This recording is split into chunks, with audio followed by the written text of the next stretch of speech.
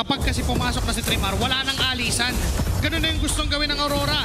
Pero may Ton dito, may Purify na kasunod.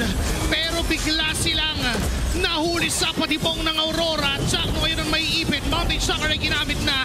Tutumba na double for Demon Kite. Zaida sumubok tumahi.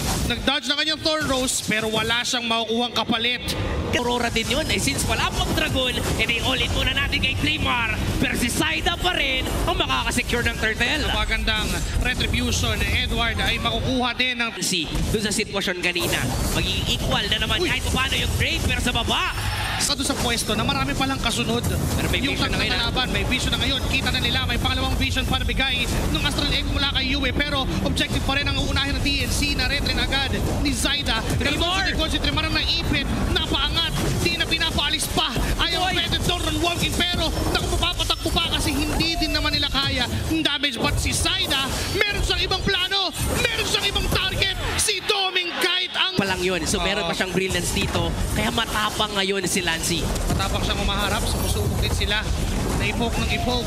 Ang mga members ng Aurora, 50% HP on the Lord. Wow! Also, Benny Cutie finds a way to get Doming Kite. At hindi nalalaban ngayon ang Northern Lights. Makukuha na ni Zaida at ng TNC Pro Team ang Lord. Kung kanina nabubuli mo ko dahil magkaiba yung matchup, ngayon hindi mo na kayang gawin yan, pero tutuloy pa rin. Yeah, pwede pang si Halbert. Para pati yung Ruby at yung Lapu-Lapu may sipa doon. Kaso naka-flicker lang si Doming Kite.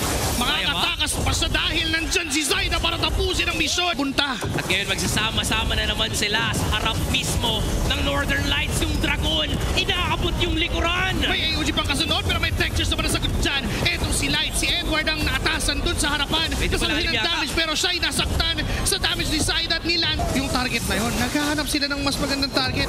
May luxury silang mamili ngayon kung sino yung gugustuhin nilang patayin. Kaso sa gitna, si Benny Cutie ay inabot na nga yung abandoned play na magmumula kay Doming Kite. Ito na yung gande ng Aurora.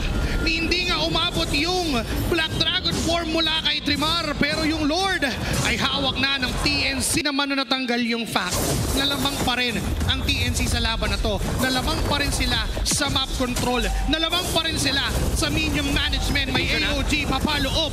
May counter nga lang mula kay Light. Nag-Astral Echo na rin si Yue para makita at mapaangat ang mga members ng TNC pero mukhang si Doming Kite siya pa yung unang nawala doon sa laban. Buhay pa rin ang mga members ng TNC Pro Team. Mamamatay si Lancy pero double for Trimar. May Sila kasama na yung Lord. May mga flickers. Available ang skills. Kumpleto ang TNC. AOG plus Black Dragon Force si Doming Kite yung gusto unahin pero may ayaw offended play. Pang counter engage. Trimar ay lawan pero tumatower lang ang buong tropa ng TNC at hindi sapat ang game number 1 para tuluyang patayin ang apoy ng Phoenix Army.